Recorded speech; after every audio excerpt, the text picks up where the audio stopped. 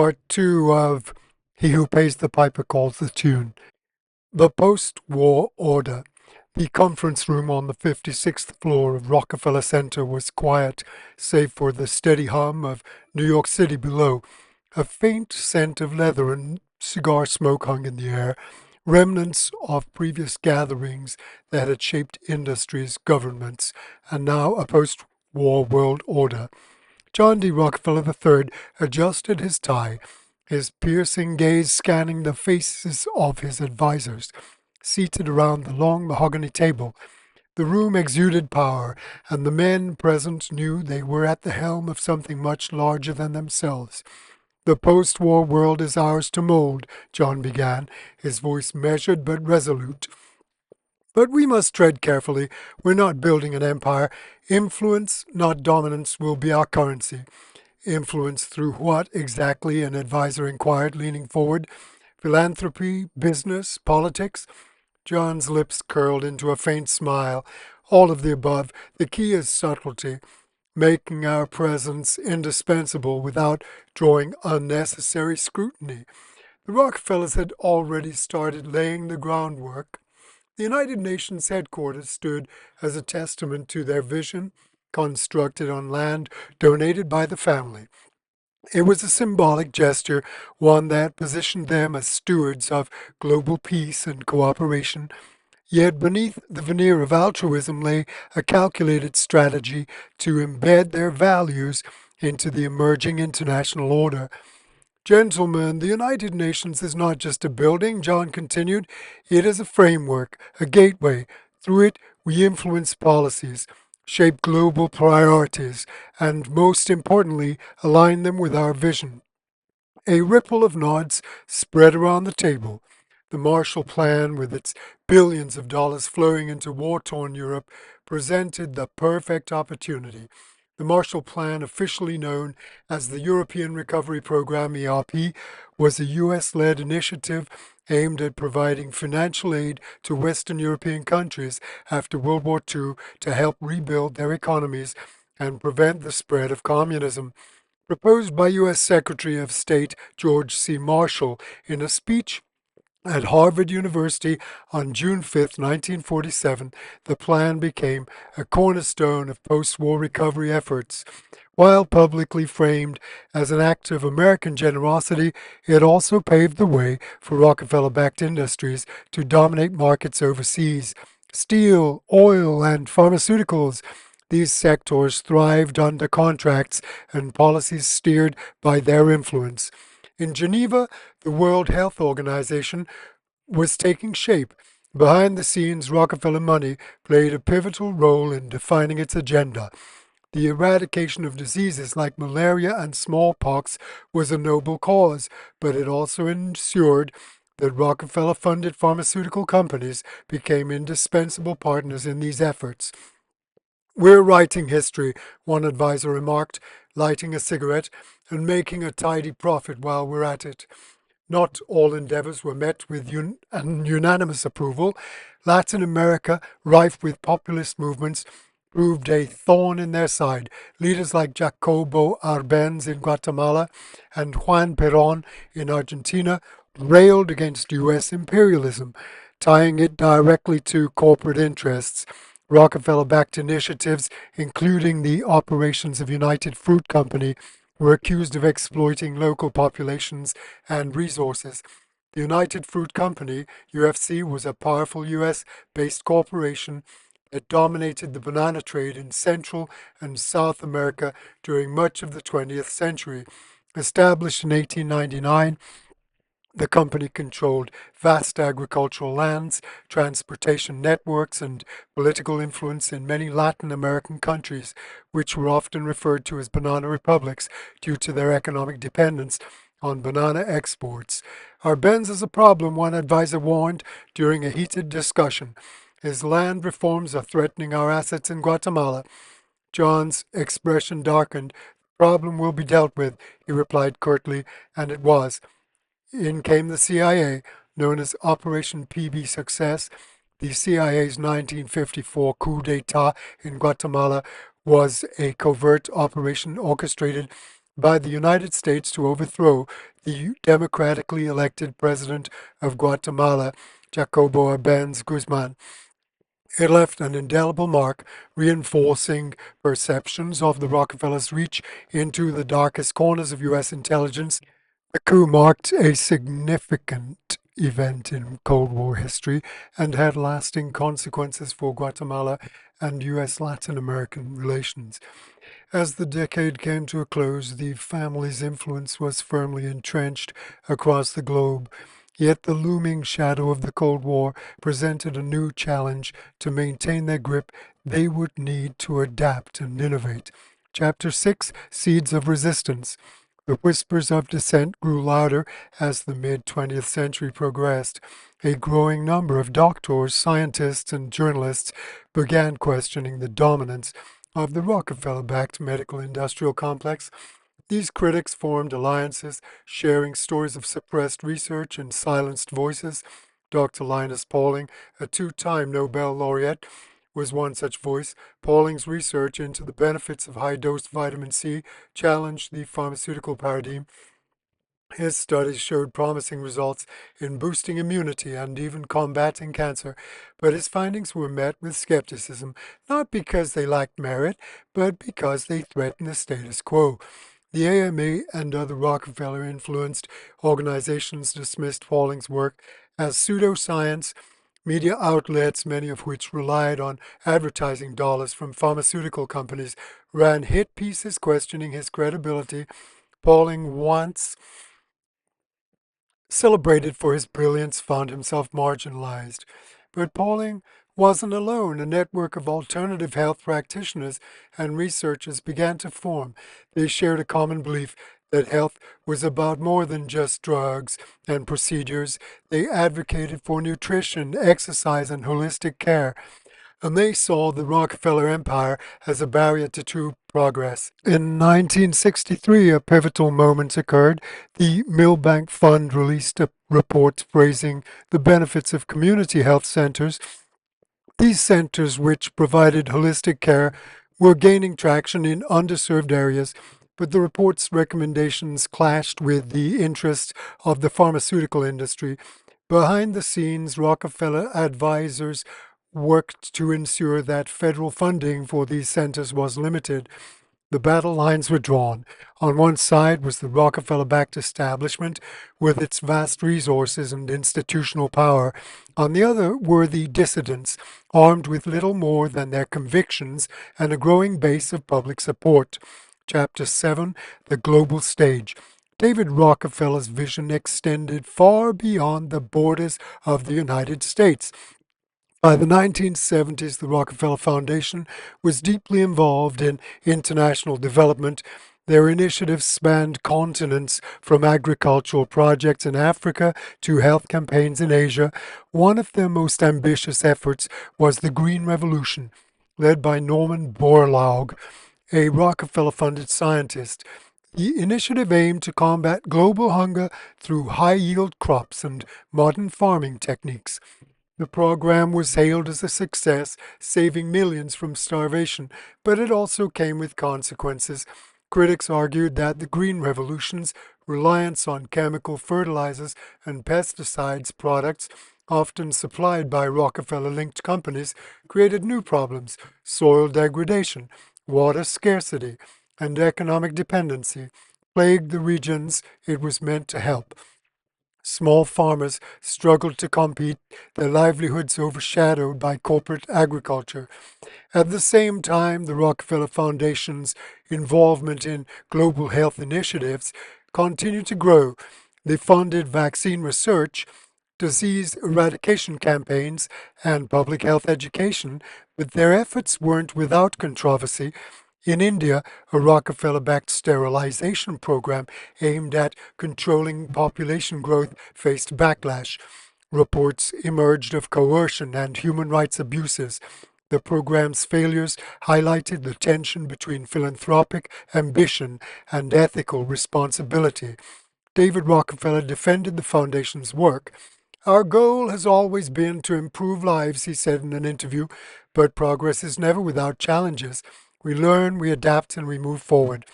But despite his confident tone, he thought to himself, there must be a way to silence those opposed to our progress.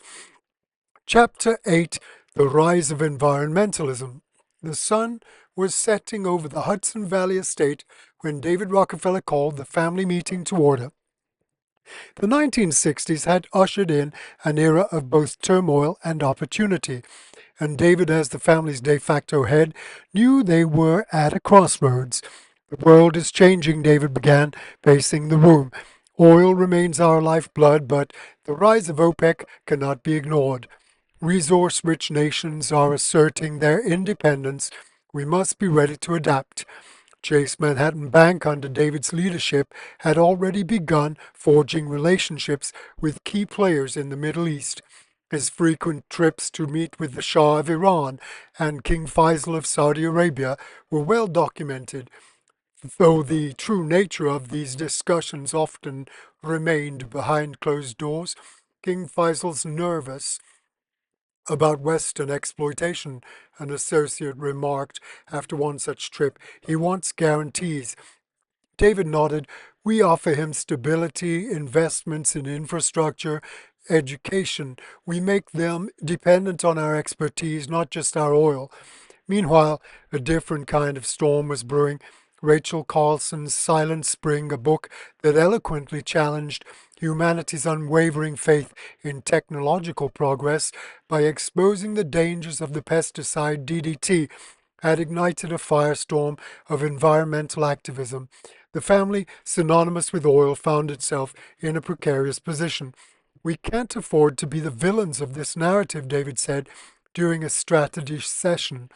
If we're smart, we'll lead the charge for change. The Rockefeller Foundation began funneling funds into environmental research and conservation projects. They supported the establishment of national parks and bankrolled studies into renewable energy. Publicly, they were hailed as visionaries. Privately, some advisers grumbled about greenwashing, a calculated effort to safeguard the family's reputation. It's not greenwashing, David countered during one particularly heated debate. It's insurance against irrelevance. By the decade's end, the strategy was paying dividends. The Rockefellers were no longer merely captains of industry. They were architects of a sustainable future. Critics remained skeptical, questioning whether their environmental initiatives were genuine or merely another form of control. Chapter 9: The Shift. By the 1980s, the world was shifting yet again. Silicon Valley was rising, and the digital revolution threatened to upend traditional industries. The Rockefellers' strongholds in energy, finance, and medicine seemed almost archaic in comparison to the promise of technology. Information is the new oil, David proclaimed during a board meeting. The question is, how do we position ourselves? The family began investing heavily in emerging technologies. Partnerships with institutions like MIT and Stanford, both of which had long-standing Rockefeller ties, accelerated research into artificial intelligence, biotechnology, and telecommunications. At the same time, the Rockefeller Foundation expanded its global health initiatives. The HIV/AIDS epidemic galvanized their efforts, leading to significant investments in antiretroviral drugs and prevention campaigns. Their role in shaping global health policy grew, though not without controversy. You're turning health into a commodity, a journalist accused David during a rare interview. How do you respond to critics who say you're profiting from suffering? David's expression remained impassive. Progress requires investment. We're providing solutions, not creating problems. As the millennium approached, the Rockefellers had successfully navigated yet another transformation. Yet the digital age brought new players to the forefront, challenging their dominance. Would the family's legacy endure, or would they be relegated to the sidelines of history? Or worse, would they be thought of as puppeteers using civilization as pawns under their control? The answer, as always, lay in their ability to adapt. Next chapter: The Dawn of the Information Age. The conference room at 30 Rockefeller Plaza was bathed in the soft glow of late afternoon sunlight. David Rockefeller sat at the head of the long mahogany table, his hands steepled, eyes focused on the array of advisors, strategists, and media consultants gathered before him. The year was 1983, and the air was thick with urgency. The world is changing faster than we can comprehend, David began, his voice calm but resolute. The way people consume information, the way they think, the way they act, we're no longer just fighting battles in boardrooms or across supply chains. This war will be fought in living rooms, through television sets, newspapers, and soon enough computer screens. An advisor, a grizzled veteran of corporate media, nodded. Cable news is exploding. CNN is already making waves with their 24-hour news cycle. The narrative will no longer be controlled by the morning edition of the Times or the evening news on ABC. David's lips pressed into a thin line. Then we ensure that we're the ones shaping that narrative. The Rockefeller family had always understood the power of influence. But while the rise of mass media threatened this power, it also presented an unprecedented opportunity. For decades, their wealth and connections had bought them access to editors, publishers, and broadcasters. Now, with the advent of cable television and the looming potential of the internet, the battlefield was expanding exponentially. We've already made significant investments in NBC, said another advisor, flipping through a dossier. But we should think bigger, diversify, control multiple streams of information, not just news, but entertainment, publishing, and education, David interrupted, his voice sharp. That's where real influence lies. What people read in textbooks, what they're taught in schools. Ideas planted early grow deep roots. The table murmured in agreement. One younger strategist, barely in his 30s, but already carrying the swagger of someone who had earned his seat, spoke up. We need to be subtle about it, though. The public is becoming more skeptical of concentrated power. If we're too overt, it'll backfire. Look at what's happening with the Trilateral Commission. David's eyes narrowed. The Trilateral Commission, a think tank he had helped found to foster cooperation among North America, Europe, and Japan, had become a lightning rod for conspiracy theories. To many, it epitomized the notion of a shadowy elite pulling the strings of global governance. Let them talk, David said, dismissing the concern with a wave of his hand. Conspiracies are distractions. What matters is what's real. Control the information and you control reality. Chapter 10. Subtlety, always subtlety. By the mid-1980s, the Rockefellers had positioned themselves at the nexus of media and technology. Their investments in NBC, funneled through GE to conceal their influence, provided a foothold in the burgeoning cable news market. Simultaneously, they funneled money into academic institutions and think tanks, ensuring their influence extended into research and policy. We need more than just ownership, said John, David's nephew, during a strategy meeting. We need partnerships with journalists, producers, and academics, people who understand the power of storytelling. The family's philanthropy became a key tool in this effort. Grants flowed to universities, public broadcasting initiatives, and cultural organizations. Publicly, these donations were framed as acts of benevolence. Privately, they were strategic investments. A grant to PBS buys more goodwill than a full-page ad in the New York Times, John explained to a skeptical colleague. It's not just about visibility, it's about trust. But even as they expanded their media empire, the Rockefellers were not immune to the challenges of the digital revolution. By the early 1990s, the Internet was no longer a fringe experiment. It was rapidly becoming a mainstream phenomenon. David, now in his 80s, but as sharp as ever, convened another meeting to discuss the implications. We're entering uncharted territory, he said. leaning forward in his chair. The internet is decentralizing information. Anyone with a computer can publish a story, share an idea, or spread a lie. How do we maintain influence in a world like that? A young advisor fresh from Stanford chimed in, "We adapt. The internet isn't just a threat, it's an opportunity. Social networks, search engines, e-commerce, these are the new gatekeepers. If we invest wisely, we can shape this ecosystem from the ground up." David's eyes lit up. "Then we'll invest. But remember, subtlety, always subtlety." Chapter 11, The Digital Age. By the late 1990s, Rockefeller-funded initiatives were quietly shaping the digital age. Through partnerships with universities and venture capital firms, they backed early internet ventures and emerging technologies. At the same time, their philanthropy shifted to include digital literacy programs and online education platforms. "The narrative is evolving," John remarked during a family retreat at Pocantico. "People trust what they see online more than what they read in a newspaper. We need to meet them where they are."